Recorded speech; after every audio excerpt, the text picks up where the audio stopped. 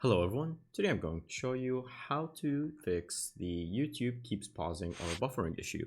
Make sure to watch the video to the end, not to miss any important details, like and subscribe. So all you have to do is on the YouTube section right here, click on the top right where you can see the three dots, and then from here click on the delete browsing data. Once you go right here, you're going to go for the all time, and then you're going to clear the cache for all of these three, and you're going to make sure to click on delete data. Once you do that, then you're going to go back to the settings right here, and then you're going to go to the system settings.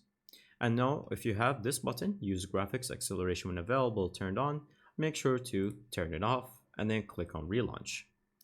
And then finally, one thing you can do if it's still not working, you can try logging in to the same account on a different browser and seeing if the issue is there. But if it's still going on from there, then it might be from your Bluetooth device. So if you have a Bluetooth device, then make sure to go on your Bluetooth section right here for the settings and turn it off and then try again. And then from there, if it works, then it might be from your headset that keeps turning off and pausing it. And that's pretty much it. Thank you guys for watching. See you next time. Bye-bye.